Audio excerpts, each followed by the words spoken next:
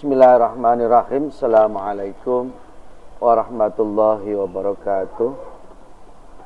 Halo para pembelajar yang senantiasa mempelajari Lughatul Arabiyyah. Tentunya sangat senang sekali dan sangat bahagia manakala kalian semua telah menemukan pembahasan-pembahasan dalam bahasa Arab. Oke, sahabat pembelajar, di sini saya akan mengupas tuntas tentang materi bahasa Arab, yaitu di buku bahasa Arab kelas 7 di Marhalatus Tsanawiyah. Dan buku ini adalah keluaran dari Kemenak, yang mana itu bisa digunakan di Madrasah Tsanawiyah maupun di di sekolah yang sifatnya adalah Islam terpadu. Oke, langsung aja untuk membantu kalian di dalam memahami bahasa Arab. Maka yang perlu kita pelajari secara runtut di dalam buku ini adalah yang pertama, ad-darsul awal. Di pembelajaran yang pertama adalah ta'aruf. Ini di sini ada gambar, yaitu ada tulisan juga at-ta'aruf, yang artinya itu perkenalan atau memperkenalkan diri. Kemudian ta'aruf ini di sini ada gambar seorang anak yang mengucapkan assalamualaikum.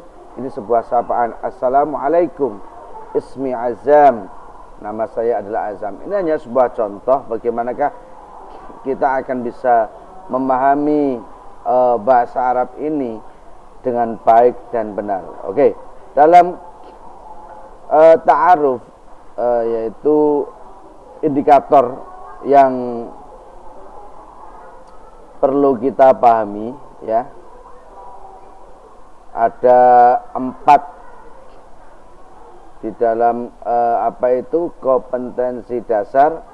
Yang pertama, memahami fungsi sosial, struktur, teks dan unsur kebahasaan. Artinya dari bunyi tema ta'aruf kita pahami betul struktur teksnya itu seperti apa. Kemudian kita pahami bagaimanakah cara menggunakannya. Kemudian yang kedua, menganalisa gagasan dari teks tentang ta'aruf tersebut, ya. Kemudian kita perhatikan juga dari susunan ilmu gramatikanya. Kemudian kompetensi dasar yang selanjutnya, yaitu setelah kita pertama memahami secara fungsional dari struktur teksnya, kemudian yang kedua kita menganalisa gagasannya dari teks tadi. Yang ketiga, yaitu kemudian bagaimanakah kita itu bisa mendemonstrasikan, yaitu teks ta'aruf tadi itu dengan baik dan benar, baik secara lisan maupun secara tulisan, ya. Kemudian setelah itu, dan yang keempat, yaitu menyajikan hasil analisis gagasan dari teks tadi. Artinya dari teks yang berkaitan dengan masalah ta'aruf. Nah, di sini dalam KD ini yang paling penting adalah siswa itu yang diharapkan adalah dia memiliki pengetahuan dan keterampilan di dalam memahami fungsi sosial struktur teks dan unsur kebahasaan.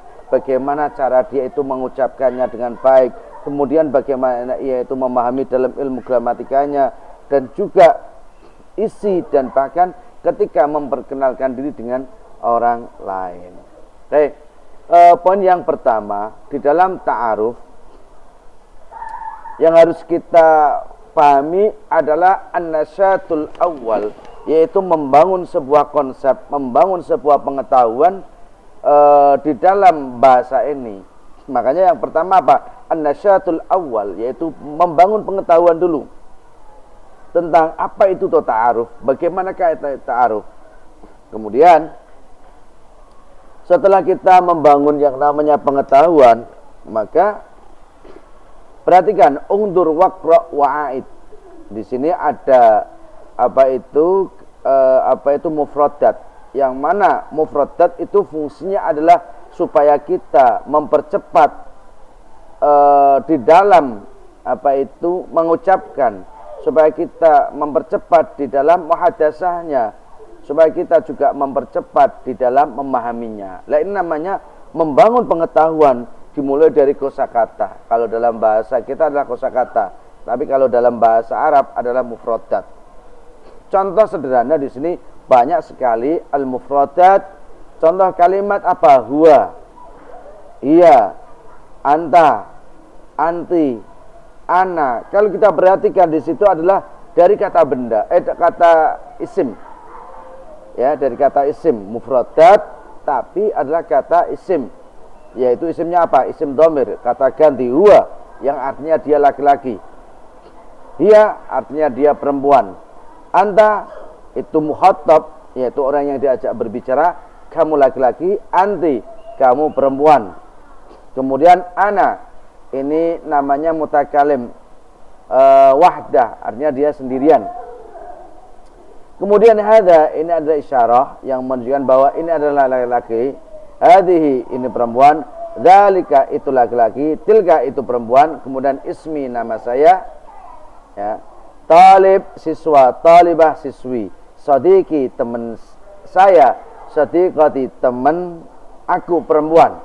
Jadi sadiqi itu teman laki-laki, sadiqati itu teman perempuan, ismuka itu nama kamu. Nah, kata-kata seperti ini di dalam apa itu ta'aruf itu harus kita benar-benar kita pahami dan kita hafalkan, karena kunci daripada orang mempelajari yang namanya ta'aruf adalah kata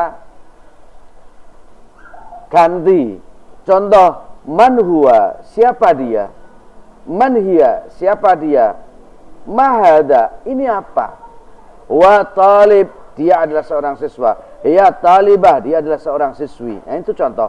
Mahada, hadza kitabun, ini adalah kitab. Hadza qalamun, ini adalah ini adalah bolpen. Ini contoh.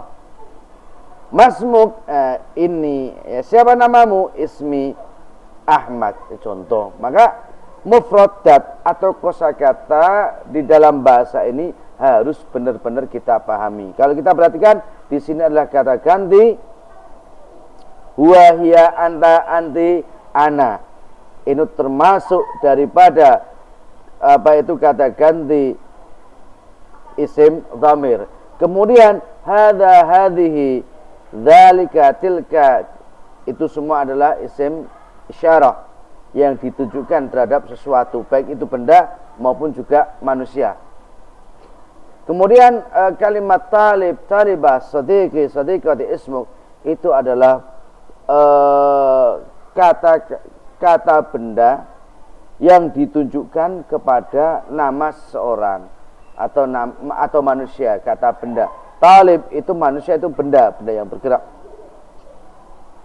Talibah, siswi, benda yang bergerak. Karena apa? Dia termasuk ya kita ini manusia. Sadiqi, teman saya. Sadiqati, teman perempuan saya.